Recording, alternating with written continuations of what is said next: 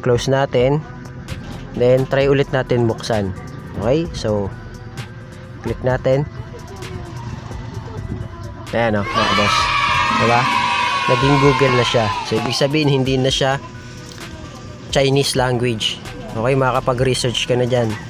Okay, pwede ka nang mag-research dito kung ano yung mga gusto mong i-research. At least hindi na siya Chinese, hindi ka na mahihirapan dahil Google Web na siya.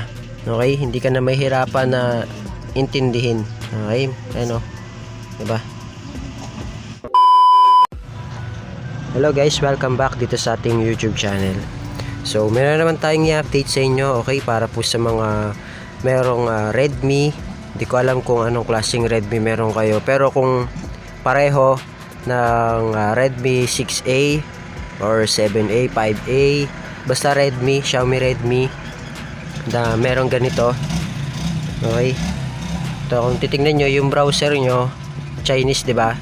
Chinese language. So ang gagawin natin siyang Google or magiging English para maintindihan nyo kapag ka nagbabrowse kayo. Okay, bukod dun sa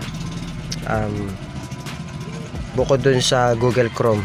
Okay, so di ba meron kayong Google Chrome ngayon, halimbawa wala pa kayong browser, o kaya meron kayong browser pero gusto nyo gawin tong English language, gusto nyo siyang English language. Diba, halimbawa ito, diba, Chinese yung mga lumalabas kapag lalo na pag magse-search ka, diba, ang nalabas Chinese, diba, mahirapan ka maintindihan kung ano yung mga nakasulat. Okay, so ito palang phone ko ay Redmi 6A. Ngayon kung parehas tayo ng phone or nakaka-relate ka, ang gagawin natin dyan, ituturo ko sa inyo kung paano siya gawing English para mas maintindihan mo. Okay, so ito pa lang cellphone na ginagamit ko ngayon ay andito yung only data ko.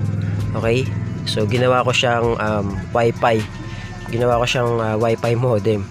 Tignan mo yung nakakonect dyan ay 3. So kapag kumpleto kami, nagiging 10 yan mga boss. Tignan mo yung gamit ko ngayon.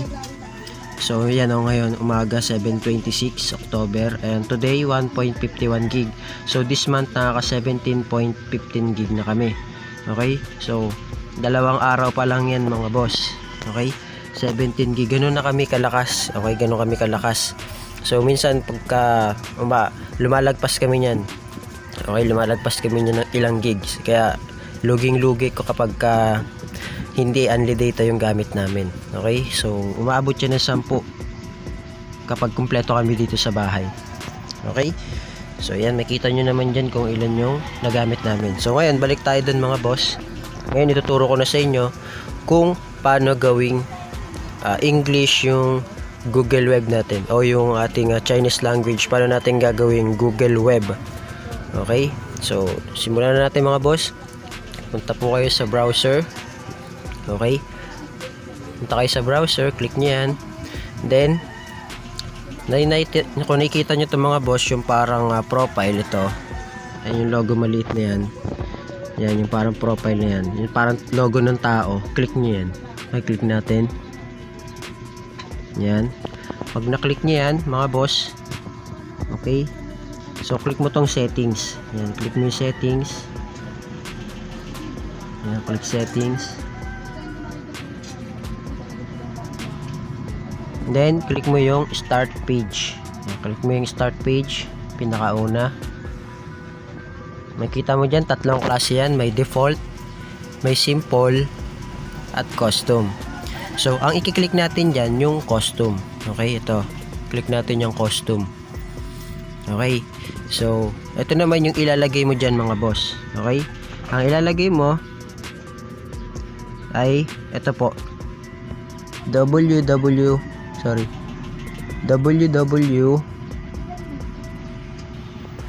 dot google.com.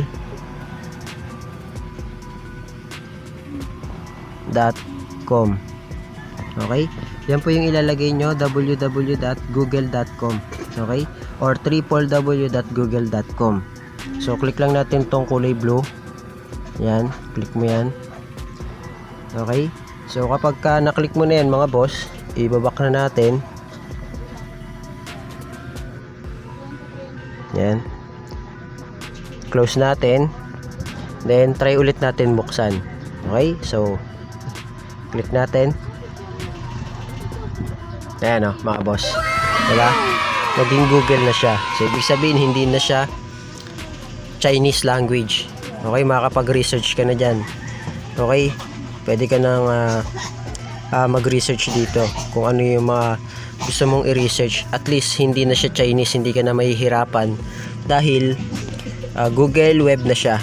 Okay, hindi ka na mahihirapan na intindihin. Okay, ano, diba? So ganun lang mga boss, ganun lang kadali, ganun lang kasimple kung paano gawing Google Web yung inyong mga browser na Chinese language. Okay, so mag-feedback na lang po kayo kung gumana po sa inyo. Okay, hindi ko alam kung anong mga Redmi meron kayo, pero kung pareho sa video, gawin nyo na lang din po. Okay, para hindi kayo nahirapan kapag nag-search kayo. Okay, so yun lang. Thank you, God bless. See you on my next video.